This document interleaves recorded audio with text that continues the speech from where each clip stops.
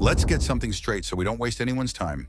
If you want to play the travel credit card game, there's one rule you can't ignore. If you break it, you'll regret it. Guaranteed. I've seen way too many people fall for this, thinking rewards will magically solve their problems, when really they're just digging a deeper hole. So here's the big question. Is chasing credit card rewards really worth it if it just puts you in more debt? Everyone loves to talk about free flights and hotel upgrades, but almost nobody warns you about the trap that can wipe out all your rewards and leave you worse off than when you started. This video is inspired by a real conversation that honestly shocked me. Don't make this mistake. Watch this before you apply for another card. You know that feeling when you're just trying to help someone out and it turns into way more work than you expected? That's exactly what happened to me not too long ago. I spent hours messaging back and forth with someone who wanted to get into the credit card rewards game. They had questions about which cards to pick, how to maximize points, all that stuff. Honestly, I was excited to help. They seemed genuinely interested. We got into all the nitty-gritty, how to use different cards for different purchases, how to track spending, how to redeem rewards for the best value. I sent them blog posts, broke down my own system, shared the exact strategies I use. I could see them getting excited. But then, out of nowhere, they hit me with this. But what's the point of all these rewards if you just end up in debt trying to chase them? It threw me off. I figured maybe they misunderstood something. So I asked how they usually pay off their cards. They replied, totally casually, that they never pay off the full balance. They just pay the minimum every month, like it was no big deal. I tried to explain that the whole point of the rewards game is to use the system, not let the system use you.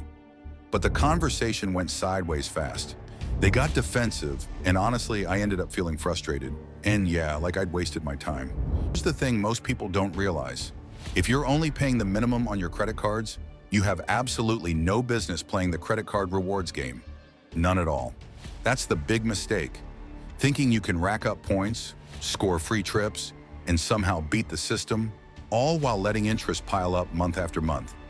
That's just not how it works, and it never will. The travel rewards game only works if you're paying off your statement balance in full, every single month, no exceptions. If you aren't doing that, the interest you're paying completely cancels out any free rewards you might get. You'll end up paying way more than you'll ever get back. It's not just about missing out on points. It's about digging yourself into a deeper financial hole, all for a so-called reward that isn't worth it. Here's the hard truth. The credit card rewards game isn't for everyone. It sounds exciting. Free flights, hotel upgrades, cash back, and all those perks. But if you can't control your spending or pay off your balance every month, those rewards are just bait. This isn't about being perfect or rich. It's about being honest with yourself. If you're struggling to keep up with payments, or if you ever find yourself thinking, I'll just pay the minimum this month, then the rewards game is a trap, not an opportunity. The banks aren't handing out points and miles because they want you to win. They're betting most people will slip up, pay interest, and end up paying way more than they ever get back in rewards.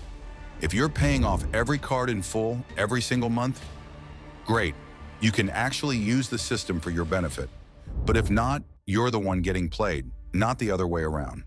The real flex isn't how many cards you have or how many points you've racked up. It's being in control of your money.